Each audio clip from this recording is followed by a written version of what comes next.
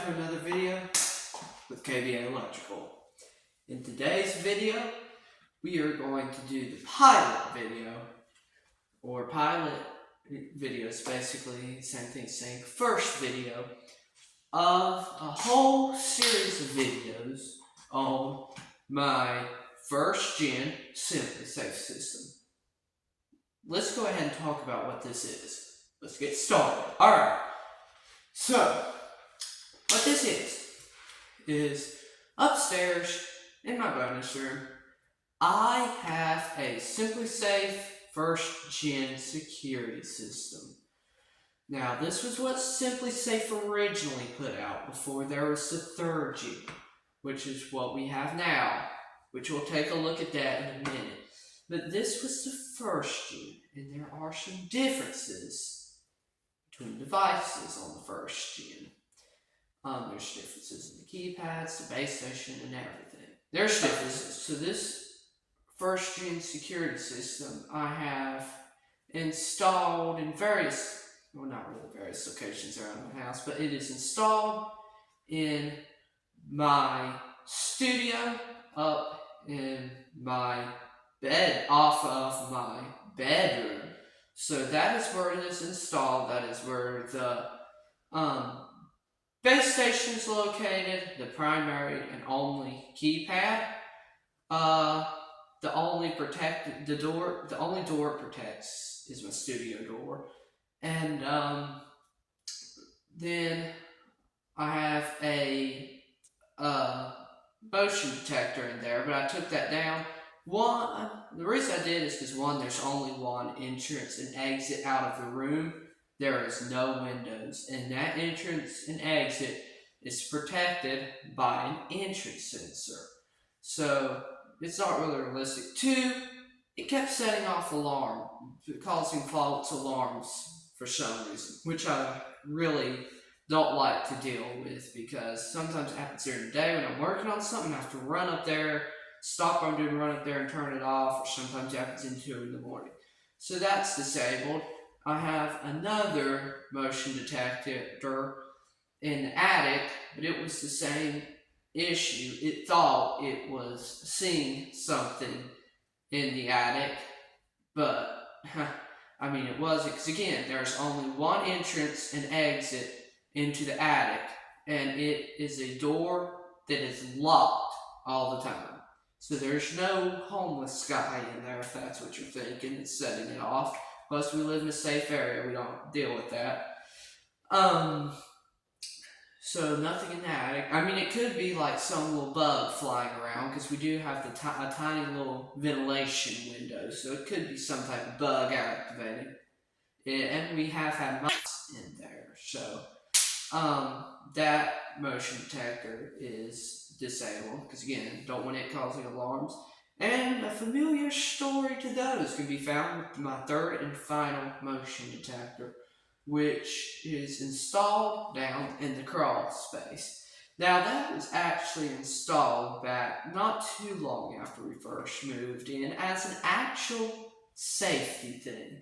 Reason being, at the time, the crawl space door did not lock, and that was this extra safety, knowing in the unlikely event that someone did go in down there. You wouldn't think to be a homeless person, but you never know these days. That motion detector will pick them up. Same story, kept activating. But it wasn't a homeless person, at least I hope not. But there was no evidence of one, and I mean, we're far out. I mean, there's not a homeless person around here, let's just be real.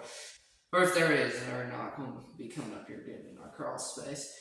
But I think what it was detecting was it was on a column, or on one of the supports for the house, mounted up near the top, pointed down kind of over where all the equipment is. And it could see down onto the top of our air handler.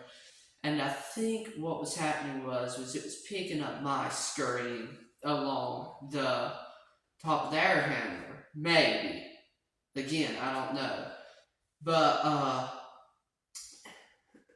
I do know that we had a big mouse problem down there as well as in the house. We don't have a problem with them in the house anymore. Still a small bit down there, but nothing like it used to be. But then I went back. I had these set on high sensitivity originally, so I did just before disabling them completely. Go back and try them on low sensitivity, and I still had issues. So I don't know if that's something like that's actually happening in the attic, in the crawl space, in the studio, or if it's just the motion detectors being really, really glitchy because of their old age and maybe not the best design. I don't know. Let me know if you've ever had that happen by dropping a comment down below. So, we've gone over the system. I've put some pictures in as we went along to kind of show what I'm talking about. But now we're going to go ahead and get tested. But hang on, before we do, I need to tell you how this series is going to work. There will be a few programming videos here and here, but a lot of what it's going to be is doing monthly tests. Why do we do monthly tests on that? Well, kind of the same reason that businesses do. Businesses and certain businesses and schools are required by code to test their systems once a month. However, that does not apply to residential security systems as they are not life safety systems. However, fire alarm or life safety system, I think it's a good idea to test it once a month. In fact, a lot of these systems say test weekly. Now, testing a security system weekly, let's be honest, no one tests it weekly. And not many people test it monthly, or annually, or centrally. I mean, most people don't. And it's not required, but it's best if you can, just to ensure. Because when we do our testing, if I see any problems, I can address that and get it fixed before there's an actual real issue. Now, is there going to be? Probably not. And on my little system, it's not actually monitored. As I've just named, it's not really protecting anything like the house. But still, there are some important initiating devices, which it is important. I want those to be functional. So let's go. We have a smoke detector, an SSSD1 is the model, installed in my bedroom to detect any smoke that's in that area, and it will set off the alarm because my studio is right off the bedroom. I'll hear the alarm and be alerted, and the smoke detector beeping, then be alerted of the fire. Another initiating device, and our last, is a pan. Now you're probably wondering, Kim, why don't you stick that down there? That's because probably nothing would ever happen down there, but say you're down there and something goes bad wrong with some of that equipment. You want to have a way to alert people, because you can hear that siren a little bit throughout the common areas of the house. So if they hear it, they'll know something's wrong. We are going to be testing a device once a month. One device, one alarm per month. Just to ensure, just by that alarm, that the system is going into alarm like it should. However, changing it up a little bit. The first test of the year, which will be in January, we will be testing everything. We are going to put it on walk test and walk around and test every single device that is enabled. Like we won't be doing motion detectors. You will walk around and test every single device that is enabled. And we will be doing that in June too, during the summer. Alright, I've talked long enough. We're going to kick it off just by testing this panic button. Originally, I was just going to make this a trailer and kind of a teaser, because this is not counting as this month's test. Only reason I'm doing it is I realized this panic button hasn't been tested in months and months. It has gone a long time not being tested, and it's under the house and we have had a very cold winter, so the majority of winter is over, meaning that panic button and battery has had to go through some pretty extreme temperatures. So I just want to give it a test, make sure it's working like it should, survive these temperatures, and make sure everything's well with that. Again, this does not count as February's test. I'm just doing it for the reasons I just mentioned, and just to have something besides a bunch of talking and blabbering in this video, just something to get y'all excited and more introduced to the system, beside the pictures I just put up. So, I gotta go grab my keys, and then we will head downstairs and activate that panic button. Here's our SimpliSafe Gen 3 security system that is protecting the house and is actually monitored. It's kind of a small system. We don't have too many devices yet, just a handful. But we have entry sensors on all the doors. Let's go look at the base station, I guess. Here's the base station. This video isn't about this system. I'll have videos on this. I wish I had already, but I haven't had too many good opportunities for this system. So, but there will be some testing videos on it at some point. We're going to head outside now and test our panic button that's in the crawl space.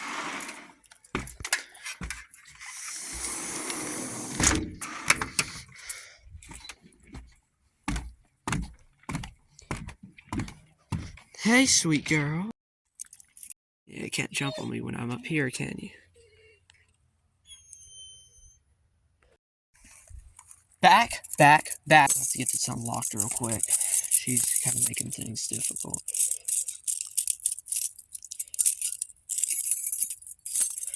Yeah, go over there. So we are having some cloudy weather today. That's all set key. Or I shouldn't say cloudy, I should say rainy. But yeah. So our panic button is back under here, kind of on the other side of that window.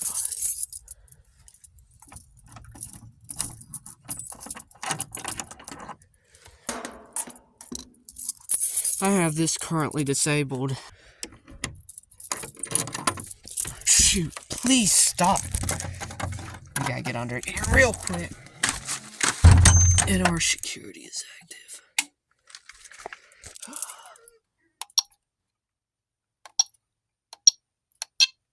Alright. Here we are in the crawl space. Right there, that's that motion detector I was telling you about. See, I think what it was happening was it was seeing mice going across the top of this unit or something like that. See, we have poison down here to try and catch the mice. There's our doorbell transformer. I need that on. Right there is the panic button. So let's go over to it. It's kind of right here before, I call it the hallway. And the reason is, it's like there's two main access points after this little area where you can get back into like the depths of the crawl space. And that's right through there on the right of the air handler. I need to get all this wired stapled up. So you can go through there and around that pipe. That's like one main access area, and then down beside that pipe is another area. So I just put that panic button on that stud. Oh, that touched me. I was like, what is that on my neck? But I get kind of jumpy down here. So here's the panic button. First glance, it looks okay. I don't know why they didn't cut these zip ties off. First glance, it looks okay. We'll go ahead. We can't hear the siren from down here at all. So we will just press and hold it and just go up and hope it's activated. So these, you can't just press it. You have to press it and hold it for 2 seconds. Obviously, if you could just press it, like something could smack it and it would go off. So you gotta press and hold it for 2 seconds for it to go off. So here we go.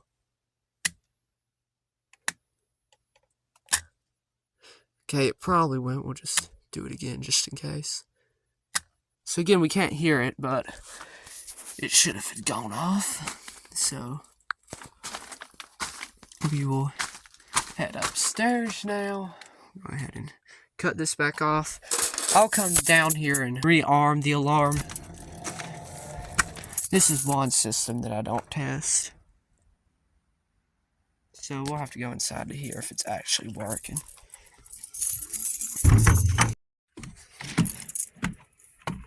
I hear it. It's going off.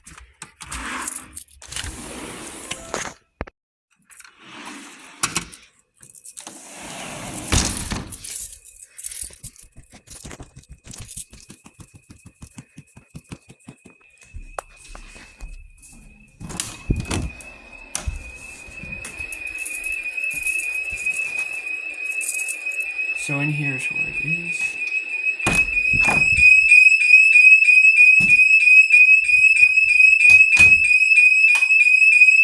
Okay. Oh man, that's awful in this small little room. Goodness gracious me. So here is our base station.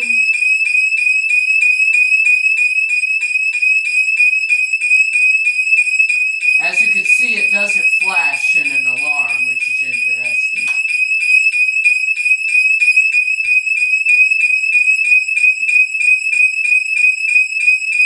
Okay, let's shut that off. Alarm off. Warning, there was a recent alarm triggered by a panic button. Warning, no link to dispatch center. Okay, there's our alarm, a panic button.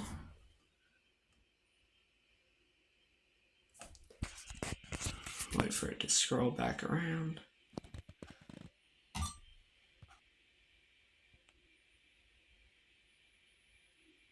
Alright, so to clear that memory, you can either do two things. One, you can arm it to away or home and then turn it back off.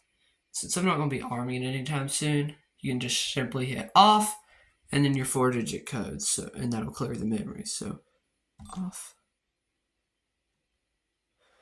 Let's see, it's being weird.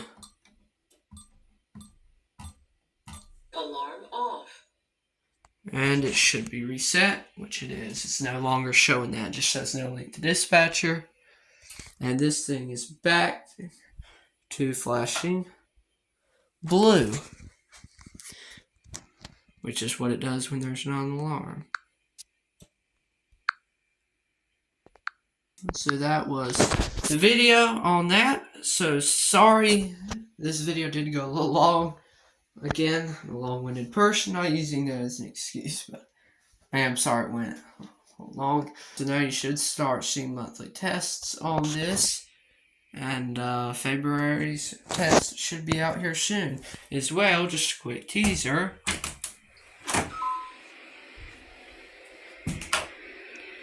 You should be seeing tests on this here soon, because this system also has to be tested. Alrighty guys, that's it. Thanks for watching.